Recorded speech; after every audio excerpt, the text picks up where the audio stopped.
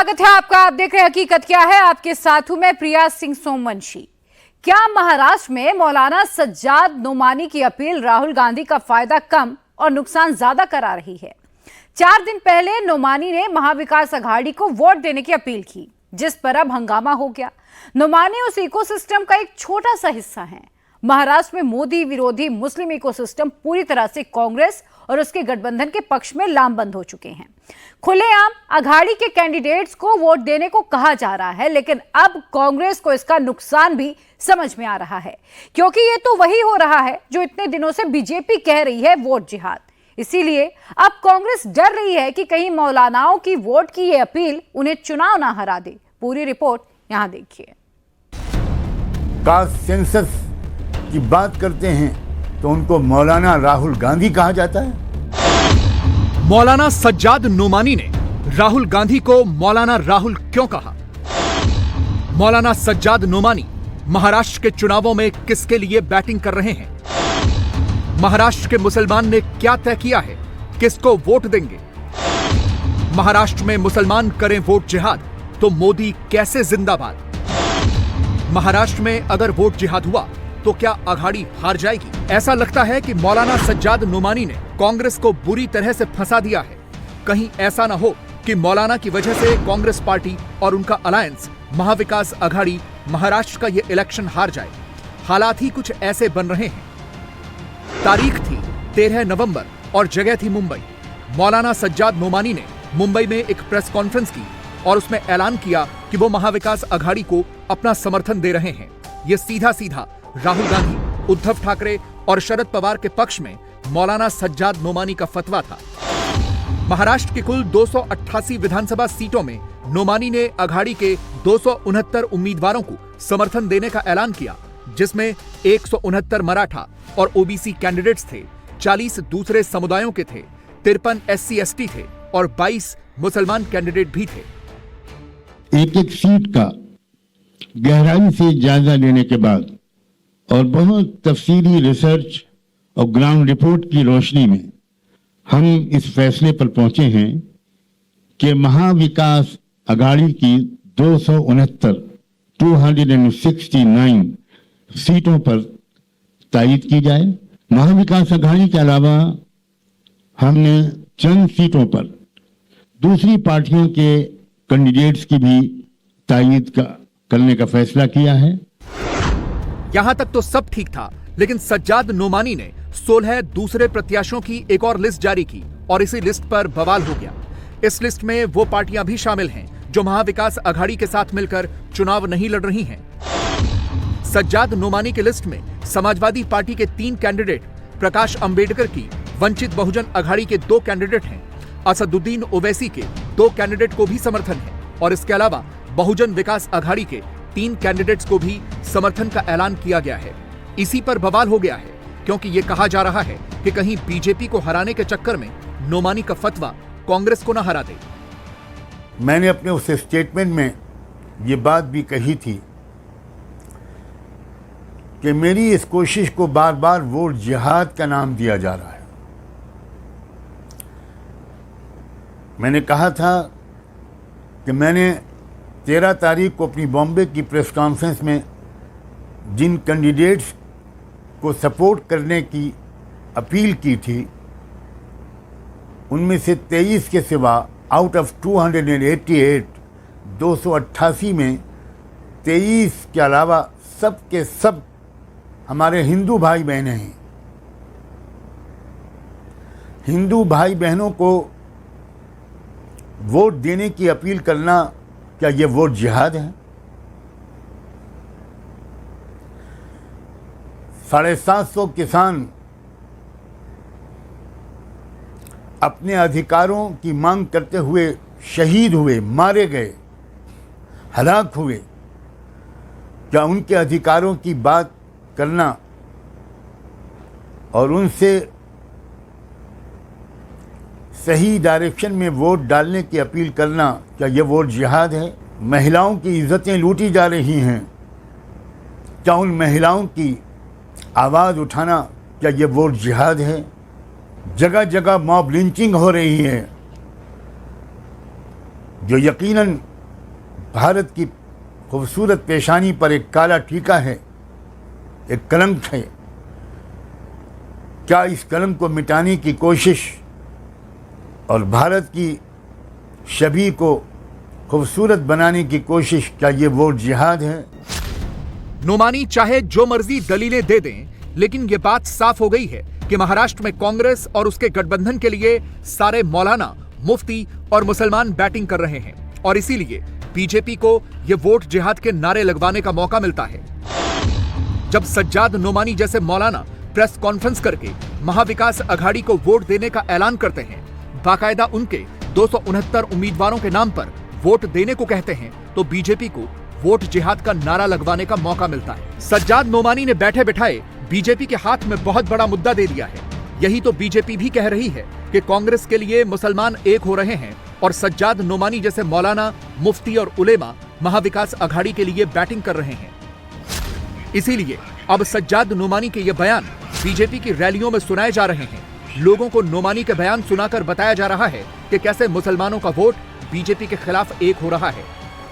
या महाराष्ट्रामध्ये मतांकरता पाय चाटणं चाललेलं आहे आणि आता यांनी वोट जिहादचा नारा दिलाय। वोट जिहाद, मी आपल्याला विनंती करण्याकरता आलो आहे।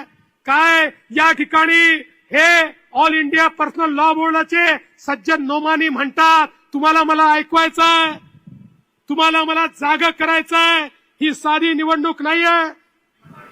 लेकिन मैं इस बात की तरफ भी तवज्जो दिलाना चाहता हूँ, दिल्ली सरकार भी बहुत दिन तक नहीं ठहर पाएगी। सज्जाद नोमानी भी समझ रहे थे कि वो तो राहुल गांधी, कांग्रेस और पूरी महाविकास अघाड़ी का भला करने की नीयत से गए थे, लेकिन यहाँ तो उल्टा असर दिख रहा है, क्योंकि अब वो खुद चुनावों का मुद्दा हो चुके हैं। इसीलिए नोमानी वीडियो रिकॉर्ड करके अपनी सफाई पेश कर रहे हैं और उसमें साफ साफ राहुल गांधी की भी तारीफ कर रहे हैं और उद्धव ठाकरे के हिंदुत्व की भी प्रशंसा कर रहे हैं। जब राहुल गांधी मजलूमों की, कमजोरों की, अल्पसंख्यकों की, ओबीसीज की आवाज उठाते हैं, कास्ट सेंसस की बात करते हैं, तो उनको मौलाना राहुल गांधी कहा जाता है। जब उद्धव ठाकरे महाराष्ट्र के बड़े लीडर और बहुत बड़ी फैमिली के एक सदस्य, हिस्टोरिकल बैकग्राउंड रखने वाले एक लीडर, जब वो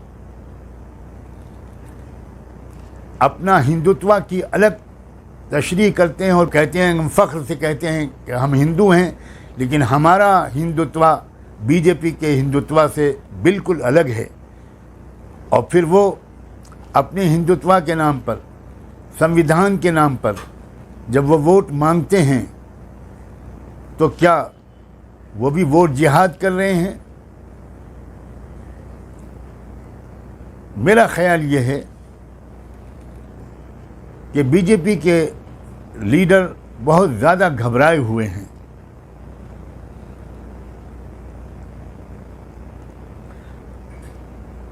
और इस फ्रस्ट्रेशन की वजह से इस तरह की बातें कर रहे हैं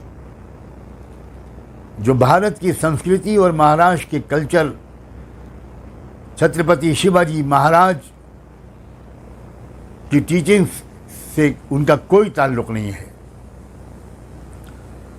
मैं अपनी आवाज़ बुलंद करता रहूँगा, इसलिए कि मैं भारत को अमन और शांति का गहवारा बनाना चाहता हूँ। लेकिन अब नोमानी चाहे जितनी मर्जी सफाई दे दें, महाराष्ट्र में जो होना था वो हो गया। उनके इस फतवे के खिलाफ खुद मुसलमान निकल कर आ रहे हैं। मुसलमानों को यह लग रहा है कि कहीं महाविकास अघाड़ी के पक्ष में नोमानी की यह अपील उल्टी न पड़ जाए। नोमानी अघाड़ी के लिए वोट इकट्ठा करने चले थे, कहीं अघाड़ी के खिलाफ हिंदू वोट न जमा हो जाए। इसीलिए अब खुल्लम खुल्ला सज्जाद नोमानी की अपील का विरोध हो रहा है। हमें महाराष्ट्र सरकार पुरअमन वाली बनानी है, उसके लिए हमारी गुजारिश है, इस वक्त में इधर उधर देखने का टाइम नहीं है। जो अलग अलग पार्टियों के माइनॉरिटी के जिम्मेदार हैं, उनका काम था कि मुसलमान ज्यादा से ज्यादा उम्मीदवार वो उनसे लेते, लेकिन वो ले नहीं पाए। लेकिन अब वो गलती जो होनी थी सो हो गई। अब महाविकास अघाड़ी के अलावा अगर हम किसी को वोट देते, ऐसा है कि नफरती हुकूमत को आप ला रहे, आप कोई भी ऐसे घोषणाबाजी ना करे, बल्कि आप वहां की आवाम को राय दे, मशवरा दे और फैसला उनके हाथ पे छोड़े। ऐसे मेरी राय है। और मैं मौलाना सज्जाद नोमानी साहब के उस ऐलान से बिल्कुल नाखुश हूं। मैं हिंदू भाइयों से भी कहता हूं और मुसलमान भाइयों से भी कहता हूं और दलित भाइयों से भी कहता हूं कि आप तमाम भारत का अगर विकास चाहते हैं, मैं कोई सियासी आदमी नहीं हूं, मैं भी मजहबी आदमी हूं। मैं ये चाहता हूं कि अगर हमें महाराष्ट्र में पुरअमन अगर सियासत चाहिए और इंसानियत वाली अगर सियासत चाहिए, तो हमें महाविकास आघाड़ी को बगैर किसी शशोपंच के हमें उन्हें वोट देना पड़ेगा। हमें कोई आगे से पीछे से बात नहीं करनी पड़ेगी। ये मेरी राय है। अच्छी लगे तो मानो, नहीं लगे तो फिर देखना कि जो स्टेटमेंट मौलाना ने दिया है ये खिचड़ी नहीं है, बेढंगी खिचड़ी है। इसको कोई ढंगी नहीं इस खिचड़ी का। एक होती है खिचड़ी आदमी खा लेता है, एक बेढंगी खिचड़ी जिसमें नमक बेतुका है, मिर्च बेतुकी है। तो ऐसे बेतुकी खिचड़ी से महाराष्ट्र का जो समीकरण है वो पूरा खराब हो जाएगा। मेरी गुजारिश है, ये बहुत बड़ी गलती हो रही है। नोमानी की इस अपील के बाद महाराष्ट्र में माहौल ऐसा बन रहा है कि जैसे अघाड़ी के पक्ष में मुसलमान एक हो गए। वैसे तो नोमानी ने ओवैसी के भी 2 कैंडिडेट्स को समर्थन देने का ऐलान किया है, लेकिन असदुद्दीन ओवैसी 16 सीटों पर चुनाव लड़ रहे हैं और ये सारी सीटें मुस्लिम बहुल हैं। ओवैसी के कैंडिडेट्स वाली कई सीटें ऐसी हैं जहां नोमानी ने किसी दूसरे कैंडिडेट को समर्थन दिया है, इसीलिए ओवैसी फिक्सिंग चिल्लाने लग गए हैं। ये क्या महाविकास आघाड़ी है? ईस्ट से कांग्रेस लड़ रही है, समाजवादी पार्टी भी आघाड़ी का हिस्सा है, मगर उनका कैंडिडेट यहां पर है। मालेगांव में उनका कैंडिडेट है, कांग्रेस का भी है। धूलिया में फारूक शाह के खिलाफ समाजवादी भी है और उद्धव ठाकरे का भी कैंडिडेट है। ये क्या प्लानिंग क्या है? वही प्लानिंग जो पार्लियामेंट में किए थे कि पूरे मिलके इसको हरा देंगे, मंजलिस को हरा देंगे। जीतना इनका मकसद नहीं है मेरे भाई, हराना इनका मकसद है। अगर आप मंजलिस के हक में वोट देंगे तो आप अपनी क़यादत को मजबूत करेंगे। आपको अपनी सियासी क़यादत को मजबूत करना है। और याद रखिए, अगर सियासी क़यादत नहीं होगी हम अपने मसाइल को हल नहीं करवा सकते। महाराष्ट्र में आपने शुरुआत की, आपने बताया दुनिया को कि सरजमीन हैदराबाद के आगे भी, उसके बाहर भी हम औरंगाबाद की आवाम ने अपनी सियासी क़यादत को बनाने का काम शुरू कर दिया। इसीलिए तमाम के तमाम तकलीफ में आ गए। आज आप बताइए क्या वजह से मंजलिस की मुखालिफत हो रही है? क्यों तुम मुखालिफत कर रहे हो? मकसद एक ही है, अगर ये 2 जीत जाएंगे तो महाराष्ट्र के 288 की असेंबली पर हावी हो जाएंगे। इनको मालूम कि अगर ये मंजलिस के नुमाइंदे जीत कर महाराष्ट्र की विधानसभा में जाएंगे तो सेटिंग नहीं होगी, फिक्सिंग नहीं होगी। ऐसा लगता है कि मौलाना सज्जाद नोमानी की अपील मुस्लिम बहुल इलाकों में खूब असर कर रही है, इसीलिए बहुत से कैंडिडेट उनसे मिलकर फोटो वायरल भी करवा रहे हैं। ये अभिनेत्री स्वरा भास्कर के पति हैं फहाद अहमद, जो मुंबई के अनुशक्ति नगर से चुनाव लड़ रहे हैं। अपनी लिस्ट में मौलाना नोमानी ने उनका भी समर्थन किया है और उसके बाद कल से स्वरा भास्कर की यह तस्वीर सोशल मीडिया पर वायरल हो रही है। हो सकता है कि मौलाना सज्जाद नोमानी की अपील से मुस्लिम बहुल इलाकों में कुछ कैंडिडेट्स जीत भी जाएं, लेकिन यह बात सच है कि नोमानी महाअघाड़ी का नुकसान करवा रहे हैं। उनके इस फतवे के खिलाफ महाराष्ट्र में माहौल बन रहा है और मुसलमान ही बना रहे हैं। हमारे यहाँ पे एक दूसरी बात ये कही जाती है, अगर मुसलमान सेक्युलर पार्टियों को वोट नहीं देंगे तो बीजेपी आ जाएगी, बीजेपी गठबंधन जीत जाएगा। देखो, यह है मुसलमानों को डराने का सिंपल तरीका। डराओ मुसलमानों को, डरा डरा के और दबा दबा के रखो।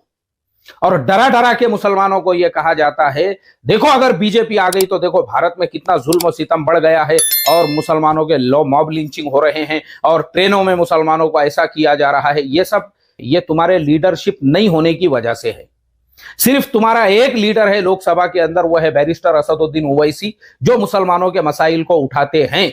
उनके अलावा मुझे बताओ कितने हैं मुसलमानों के नुमाइंदे जो मुसलमानों की आवाज उठाते होंगे। मुझे बताओ, अगर बैरिस्टर असदुद्दीन ओवैसी जैसे पढ़े लिखे अगर आपके 10 नुमाइंदे भी पार्लियामेंट में होते ना, तो आज भारत के मुसलमानों की हालत ये नहीं रहती थी। हमारा प्रॉब्लम ये है, हमने ऐसे नुमाइंदों को ये डरा डरा के हमको बीजेपी आ जाएगी, बीजेपी आ जाएगी, बीजेपी आ जाएगी, ये हमको डरा डरा के। और मैं यही कहता हूं कि तुम्हारे नुमाइंदे नहीं है पार्लियामेंट में, दूसरी जो पार्टियां हैं, मुझे बताओ ना, उनकी क्या गारंटी है कि वो इलेक्शन जीतने के बाद में पार्टी नहीं बदलेंगे। आज महाराष्ट्र की तारीख में 2 मुख्यमंत्री ऐसे हैं, 2 मुख्यमंत्री ऐसे हैं जिनको कांग्रेस ने मुख्यमंत्री बनाया था। आज वो दोनों भी मुख्यमंत्री, वो खुद अपनी पार्टी के अंदर नहीं है, 2 माजी मुख्यमंत्री। मुझे बताओ, जब मुख्यमंत्री टिके हुए नहीं हैं तो बाकी जो दूसरे आमदार और एमएलए है उनकी क्या गारंटी है। कांग्रेस अंदर ही अंदर यह चाहती है कि मुसलमानों के वोट उसके लिए इकट्ठा हो जाएं, लेकिन वो बाहर से स्वीकार करके हिंदू वोटों से दूर नहीं जाना चाहती। इसीलिए वोट जिहाद जैसी किसी भी बात से कांग्रेस इनकार कर रही है। ये आपके साथ ये वोट जिहाद शब्द जो है वो जुड़ गया, जबकि अन्य पार्टी से, लेकिन आपके परिवार के सदस्य थे, लेकिन उन्होंने कहा था, लेकिन इस शब्द के इर्द गिर्द ही पूरा चुनाव हो रहा है। बीजेपी कह रहे खुर्शीद साहब के परिवार से वोट जिहाद का शब्द शुरू यूपी में हुआ था, लेकिन अब ये महाराष्ट्र की चुनाव की पूरी दिशा तय कर। देखिए, दिशा तो ये तय नहीं करेगा, क्योंकि इस बात में कोई वजनदार बात नहीं है। क्या शब्द किसने उपयोग किया है, किस शब्द का, हम लोग उस शब्द को उपयोग ना करें, इसलिए कि कोई शब्द में कुछ अपनी बुराई है कि नहीं, लेकिन उसको गलत समझा जाता है, और अगर गलत समझा जाता है तो वो शब्द उपयोग करने का क्या फ़ायदा है। जो सच्चाई है वो ज़मीनी सच्चाई है। ज़मीनी सच्चाई ये है कि ज़मीन पर जो लोग भूख से संबंधित हैं, जो लोग शिक्षा से संबंधित हैं, जो लोग रोज़गार से संबंधित हैं, जो लोग महंगाई से संबंधित है, जो महंगाई जिस तरह से उनकी पीठ तोड़ रही है, उसको बातों में उलझाकर उसको छुपाया नहीं जा सकता। कहने को जो भी हो, क्योंकि मीडिया को कुछ मिलता है तो मीडिया मजबूर है कि मीडिया को उस बात को दोहराना पड़ता है, तो लगता यह है कि यही बात चल रही है, लेकिन ज़मीन पर जो वास्तविकता है और ज़मीन पर जो हकीकत है उससे लोग अलग नहीं हैं। कांग्रेस चाहे जितना भी इनकार करे, लेकिन यह हकीकत है कि उसके लिए मौलाना सज्जाद नोमानी जैसे मुस्लिम स्कॉलर बैटिंग कर रहे हैं, जो संविधान और लोकतांत्रिक मूल्यों के नाम पर बीजेपी को हराने के लिए मुसलमानों को एक कर रहे हैं।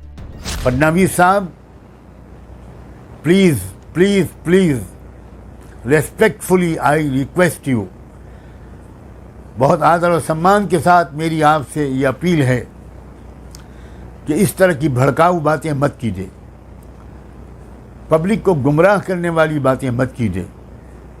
अब भारत की जनता बहुत मैच्योर हो चुकी है, और जितनी मैच्योरिटी उसने लोकसभा के चुनाव में दिखाई थी, मैं तो ये आशा करता हूँ और ये देख रहा हूँ कि उसी तरह की मैच्योरिटी, बल्कि उससे भी ज़्यादा की मैच्योरिटी वो महाराष्ट्र के इलेक्शन में दिखाएगी, और उन तमाम कैंडिडेट्स को विधानसभा में भेजेगी जो संविधान की रक्षा करेंगे, डेमोक्रेटिक वैल्यूज़ की हिफाजत करेंगे, और वो कमिटेड होंगे भारत की एकता और अखंडता के लिए। महाराष्ट्र में ऐसा लग रहा है कि बीजेपी के विरोधी सिर्फ मुस्लिम वोटों के भरोसे हैं। बीजेपी विरोधी मुस्लिम इकोसिस्टम पूरी तरह से हावी हो चुका है। मुसलमानों के बीच सबसे ज्यादा तो वक्फ संशोधन विधेयक का मुद्दा ही घुमाया जा रहा है। लगातार ये दावे किए जा रहे हैं कि मुसलमानों की मस्जिदें छीन ली जाएंगी, उनकी जमीनें छीन लेंगे। कहा जा रहा है कि अगर मुसलमान एक न हुए तो फिर उनके पास कुछ नहीं बचेगा। और इनमें सबसे ऊपर हैं हैदराबाद वाले भाईजान, जो महाराष्ट्र में आकर चुनाव लड़ रहे हैं इस उम्मीद में कि कुछ विधायक महाराष्ट्र विधानसभा में बैठ जाएं तो वो मुसलमानों के असली नेता कहलाएं। मकसद एक ही है कि भारत में वक्फ की जायदादों को खत्म करके रख दिया जाए, किस तरीके से मस्जिदों को छीन लिया जाए, किस तरीके से दरगाहों को उसमें एक तनाज़ा पैदा कर दे, कब्रिस्तान की ज़मीनों को हासिल कर ले। इवैक्यू प्रॉपर्टीज़ हैं, इवैक्यू प्रॉपर्टीज़ जो लोग अल्लाह के नाम पे वफ करके चले गए। मोदी बोल रहे नहीं, अब नहीं रहेगा सेक्शन, वो लिमिटेशन पीरियड है जो हमारे हिंदू एंडोमेंट बोर्ड के जायदाद पर लिमिटेशन का कानून लागू नहीं होता। इस बिल में कहा जा रहा है कि वक्फ पर लागू होगा। मकसद एक ही है नरेंद्र मोदी का, मकसद एक ही है शिंदे का, मकसद एक ही है अजीत पवार का कि महाराष्ट्र से तमाम वक्फ की जायदादों को खत्म कर दिया जाए। और मोदी, अजीत पवार और शिंदे ये चाहते हैं कि जिस जायदाद का वक्फ का मालिक अल्लाह है, मोदी बोल रहे हैं कि मैं मालिक बनूंगा और कलेक्टर मेरा नायब बन जाएगा। ये पूरा मंसूबा इस बिल में बनाया गया। मैं आपको जिम्मेदारी के साथ कह रहा हूं, और याद रखिए, ये अजीत पवार, ये शिंदे, ये फडणवीस, ये सब मिलकर ये साजिश कर रहे हैं कि किस तरह पूरे मुल्क में वक्फ की जायदादों को बर्बाद कर दिया जाए। बार बार मीडिया बोलती है कि तीसरी बड़ी जायदादें वक्फ बोर्ड के पास है, भारत सरकार और डिफेंस के बाद। झूठ बोल रहे हैं। बोलते हैं कि वक्फ की जायदाद 8 लाख एकड़ चिल्लर है। मैं चैलेंज करके कह रहा हूं, आरएसएस, संघ परिवार, मोदी, अजीत पवार और शिंदे को सुनो। तुम्हारे कान में जो नफरत भरी हुई है उसको निकालो। तमिलनाडु, आंध्र प्रदेश, तेलंगाना और ओडिशा के 10 हिंदू एंडोमेंट बोर्ड की जायदादों को मिलाया जाए तो 9 लाख एकड़ हो जाती है। 9 लाख एकड़ हो जाती है। और सारे भारत में बीजेपी वाले बाजा बजा रहे 8 लाख एकड़ है, 8 लाख एकड़ है। मुसलमानों के पास एक होने के लिए बहुत से मसाइल हैं, लेकिन हिंदुओं के पास भी बंटने के लिए बहुत से मुद्दे हैं। मोदी के विरोधियों की पूरी कोशिश है कि हिंदुओं को जातियों के नाम पर बांटा जाए, और मोदी की सेना की पूरी कोशिश है कि हिंदू जातियों में न बटें, एक रहें। इसीलिए बटेंगे तो कटेंगे लगातार चुनावों में रिपीट हो रहा है। दिल्ली में हर दूसरे दिन हेडलाइन बनती है कि गोली चल गई, हत्या हो गई, कातिल नाबालिग निकला। ये खबरें दिल्ली के हर कोने से आती हैं, और कभी दक्षिणी दिल्ली, कभी सीलमपुर से, कभी ग्रेटर कैलाश से, तो कभी बाहरी दिल्ली से। अगर यहाँ कोई क्राइम की वारदात होती है, किसी न किसी केस में नाबालिग का नाम जरूर आ ही जाता है।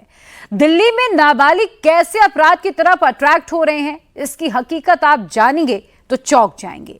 जो पैटर्न दिख रहा है उसमें बड़े बड़े गैंग की इन्वॉल्वमेंट सामने आ रही है। तो कई इलाकों में नाबालिगों ने अपने खुद के गैंग्स बना लिए हैं। ये कितनी बड़ी चुनौती और कितना बड़ा खतरा है, समझने के लिए ये रिपोर्ट देखिए।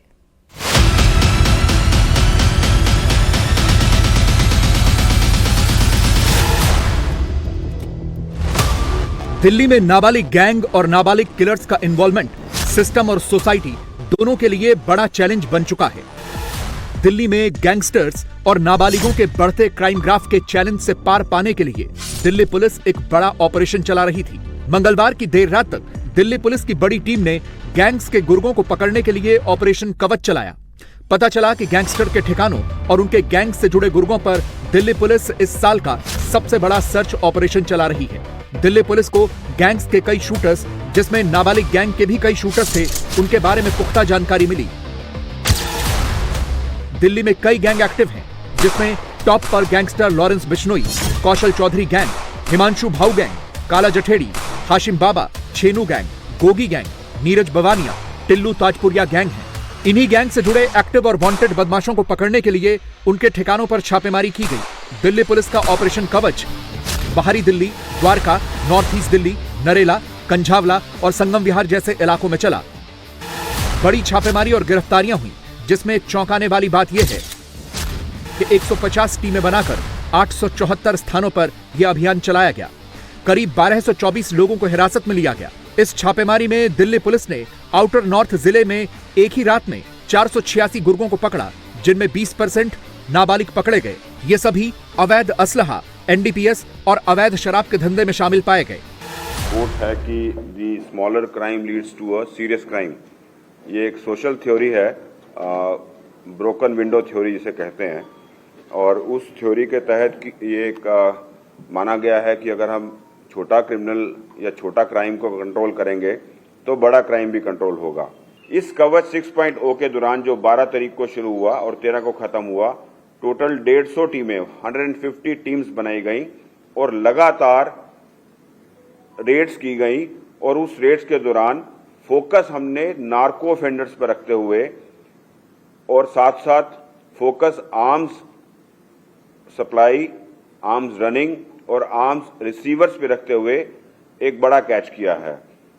तो अब मैं फैक्ट्स पे आऊंगा कि इस ऑपरेशन कवच 6.0 के दौरान बहुत बड़ी मात्रा में आर्म्स की हमने रिकवरी की है। ऑपरेशन कवच 6.0 के दौरान एम्यूनेशन की रिकवरी की है, चोरी का सामान बरामद किया है, चोरी की गाड़ियां बरामद की हैं और एक बहुत बड़ी मात्रा जो हमारा दूसरा फोकस था नार्को का, हमने एनडीपीएस एक्ट के तहत जो नार्को सब्सटेंसेस हैं उसकी बहुत बड़ी खेप पकड़ी है और 140 के करीब नार्को ऑफेंडर्स गिरफ्तार किए हैं।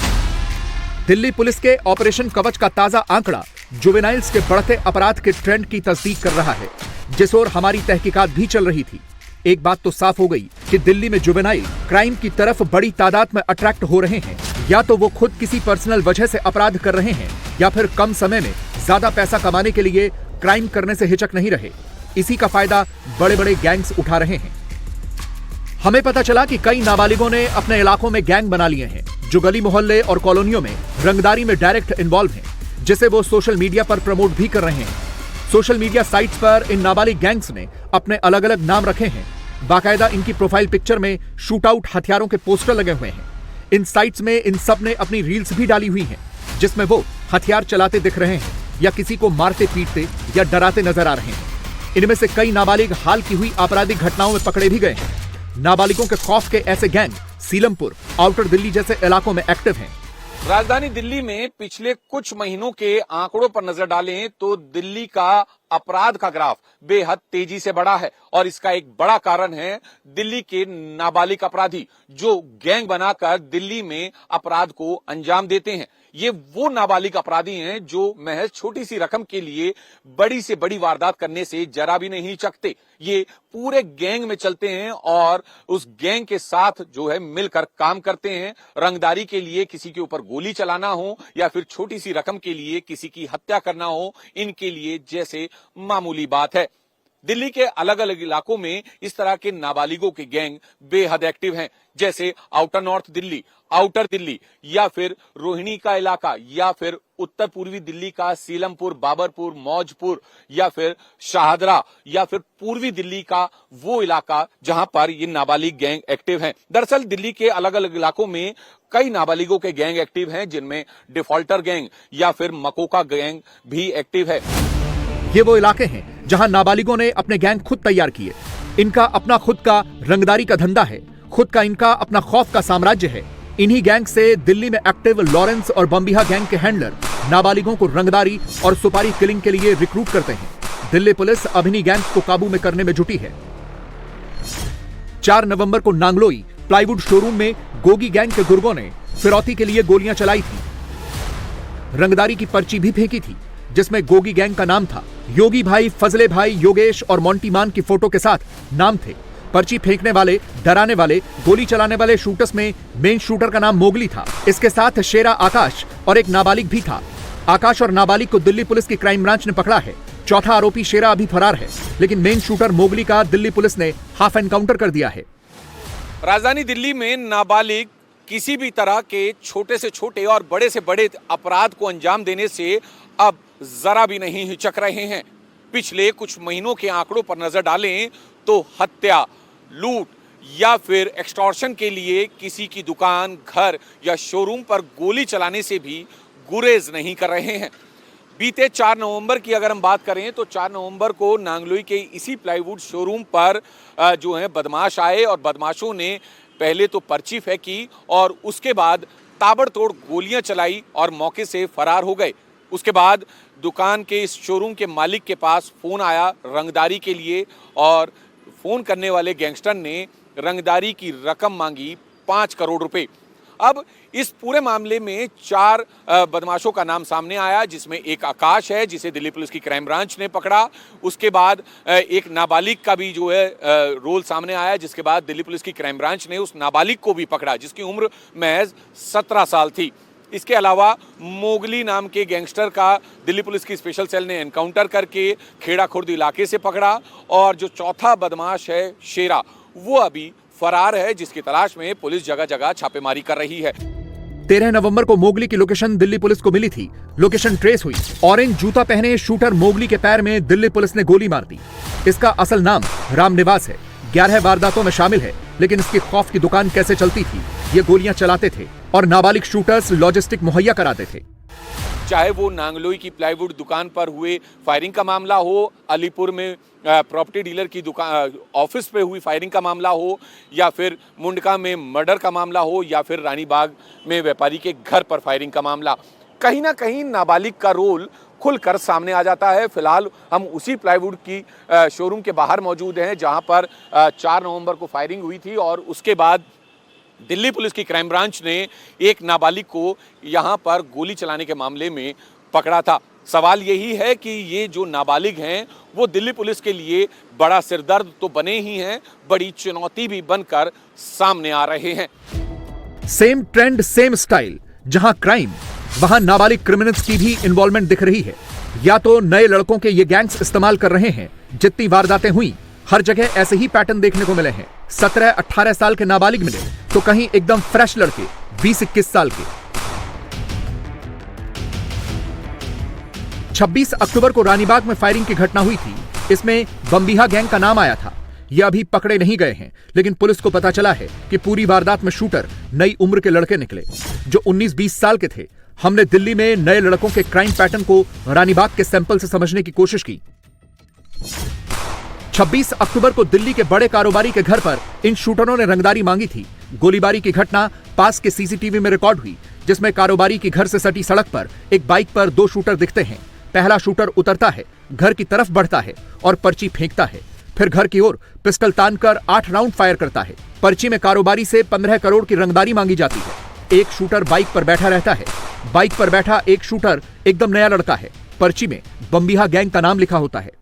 दिन 26 अक्टूबर का और समय रात तकरीबन 8:15 बजे के करीब 2 बदमाश बाइक पर सवार होकर इधर से आते हैं, और उसमें से एक बदमाश बाइक से उतरता है और दिल्ली के पीतमपुरा इलाके में एक व्यापारी के घर की तरफ अपनी पिस्टल करता है और दूसरे हाथ में मोबाइल में वीडियो बनाता है, और एक के बाद एक 7 से 8 राउंड फायर कर देता है। इस वारदात को अंजाम देने से पहले वो बदमाश एक पर्ची घर के अंदर फेंकता है, जिस पर लिखा होता है कौशल चौधरी और बम्बीहा गैंग, और रंगदारी की रकम लिखी होती है 15 करोड़ रुपए। व्यापारी के पास फोन भी आता है धमकी भरा रंगदारी के लिए, और दोनों बदमाश गोली चलाकर घर की तरफ मौके से फरार हो जाते हैं। इस वारदात को सिर्फ इसलिए अंजाम दिया गया ताकि व्यापारी के मन में, उसके परिवार के मन में खौफ पैदा किया जा सके और रंगदारी आसानी से वसूली जा सके। हमने बम्बीहा गैंग के गुर्गों के खौफ के शिकार कारोबारी से बात करने की कोशिश की, लेकिन वो सामने नहीं आए। लिहाजा हम उसी जगह पर पहुंचे जहां से बम्बीहा गैंग के शूटर ने कारोबारी के घर पर 8 राउंड गोलियां चलाई थीं, और कम उम्र का शूटर बाइक पर कवर देने के लिए तैयार बैठा था। जब हमने यहां पर मौजूद लोगों से उस घटना के बारे में बात की, फिर पता चला कि दिल्ली में रंगदारी धंधे का खौफ क्या होता है।